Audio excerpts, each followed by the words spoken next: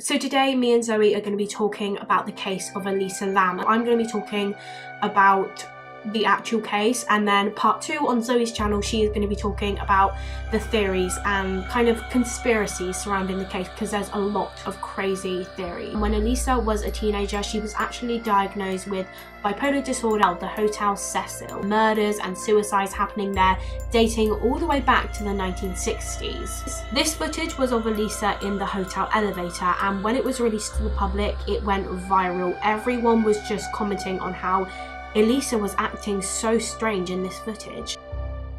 Hello and welcome back to my channel, and if you're new here then hi.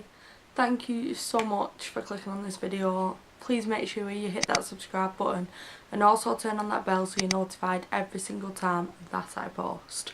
So before starting today's video, I just want to give a little shout out. I have finally hit 500 subscribers, which is absolutely mental. I think I did a Q&A back in January and I literally said that 1,000 people would be my ultimate goal with YouTube, and now I've hit 500, which is still crazy to me considering I've only been doing this for 5 months. So that's like 100 people a month, which is just mind blowing. So because I've hit 500 subscribers, I want to give something back to you, and I know my subscribers are primarily here for true crime videos, so I want to do some amazing little collabs coming up in the next few weeks with some amazing people and give you some amazing content. So if you have anybody that you'd love for me to collab with, then let me know down below and I can try and see what I can do.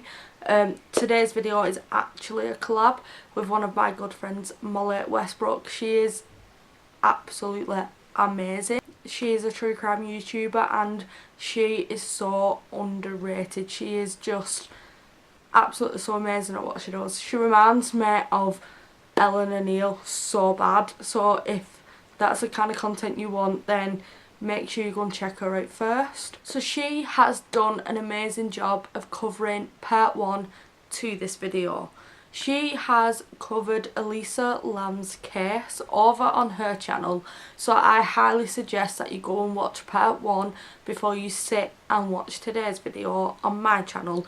My channel is part 2, where I'm going to be talking about the conspiracies and the theories around this case. So if you don't know Elisa Lam's story, the link is in the description down below to Mollie's channel.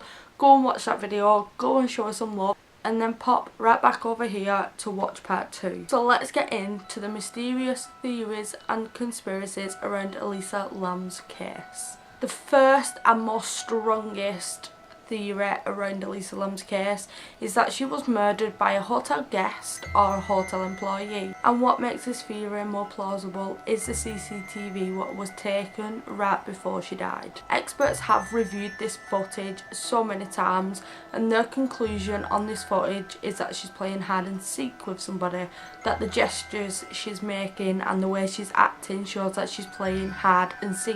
And obviously that she's playing this hide and seek game with somebody else, and that somebody else is stood on the outside of the lift just out of sight of the camera. And experts believe that that person knows what happened to Elisa Lam or potentially killed her. Many people say that in fact she wasn't playing hide and seek, but she was hiding from an attacker, and she was frantically trying to get this lift to move in a bid to get away from her attacker. So if you have watched part 1 or you are already familiar with this case, you will be aware that Elisa Lam's body was found in a rooftop water tank, and the only way that you could get to this water tank was through a locked door or through a fire escape. The fire escape was in fact alarmed, and the alarm did not sound that night. But a guest or member of the public wouldn't have been aware of that. They wouldn't have been aware of the routes, and they wouldn't have been aware of the fire door and that it was alarmed. But an employee would have been. And also, due to the weight of the water tank's lid, investigators concluded that it would have taken 2 people to get her in that tank. She would not have been able to do it herself. and this is what makes people believe that Elisa Lam was in fact murdered by 2 hotel employees. So the Hotel Cecile has a really bad reputation. Many murderers have lived and killed people there. Many people have even committed suicide by jumping out the hotel's windows. This hotel was even the last known place that the Black Dahlia was before she was found brutally murdered. The hotel itself seems to attract bad people and bad vibes, and due to its history behind the hotel, this is another reason why people think that possibly foul play was involved. So the second theory that we are going to be talking about is that this was all self-inflicted. It is widely known that Elisa was struggling with bipolar disorder at the time of her death, and when her body was first found, it was released that she had died from accidental drowning. There wasn't any drugs in her system apart from her normal medication that she took day to day, and foul play was ruled out because she had no bruising and there was no signs of injury to her body. Could the CCTV footage actually be Elisa just struggling and having a psychotic episode? So Elisa had a blog, and before her death she posted a post to this blog. She really seemed like she was in fact struggling, but she was very open about the medication she was taking and how that helped her cope day to day. She used being online as a way to be open with people and connect with new people. And she would always have her phone by her side, but a couple of days before her death she had in fact lost her phone. Could Elisa losing her phone be what triggered the psychotic episode?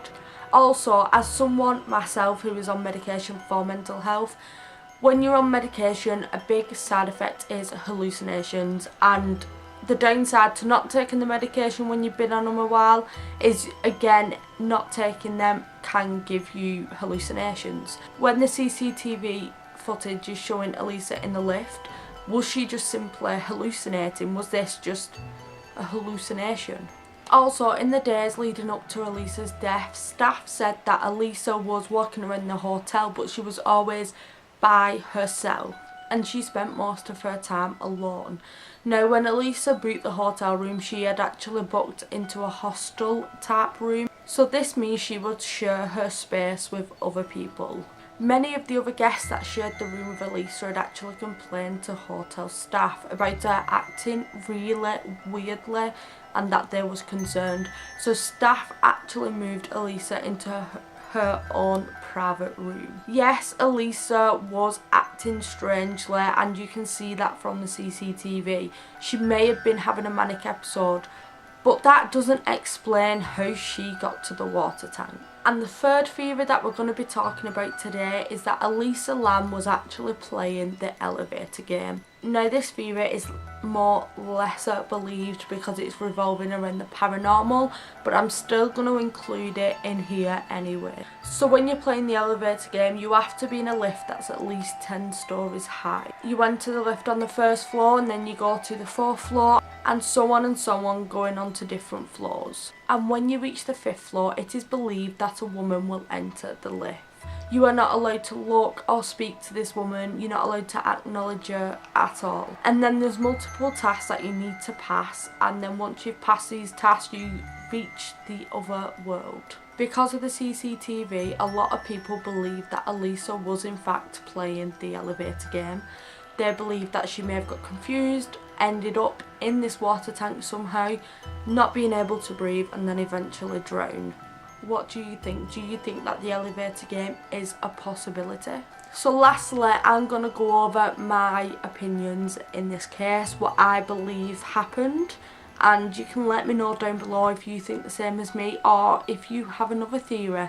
Personally, I think Elisa Lam was murdered. By who? I don't know. But I definitely think with the circumstances around her death, I think this leads to her being murdered.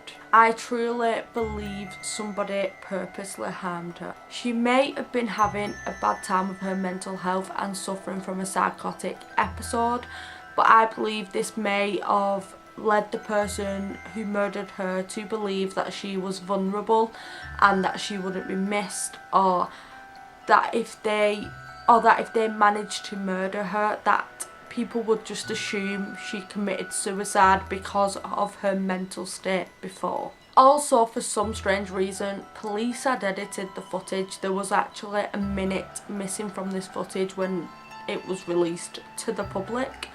Did police know that it was a hotel member of staff? Did they edit that footage to edit the person out of it so that the person wouldn't be exposed for what they did? Why did the police edit that footage? Are they trying to hide something? I don't know, and I'm not sure that we will ever know. But one thing I am pretty sure of is that foul play was in fact involved. So that is all for today's video. I really hope you enjoyed part 1 over on Mollie's channel. She is an amazing YouTuber, and she makes me feel good about myself every day, and she knows it. She is literally like one of my best friends at the moment, and I know I say that about a lot of people, but she literally is amazing. So make sure you subscribe to her channel because she totally deserves it. Don't forget to keep me updated down below in the comments on different type of cases that you want me to cover. I've literally got a list going at the moment, but with how many times I want to post a week, that list is going shorter and shorter, so all your suggestions are welcome. If you did enjoy this video, please make sure you give it a big thumbs up. Don't forget to hit that subscribe button. I also have a Patreon which is linked in the description box down below, and I shall see you in my next video. Bye.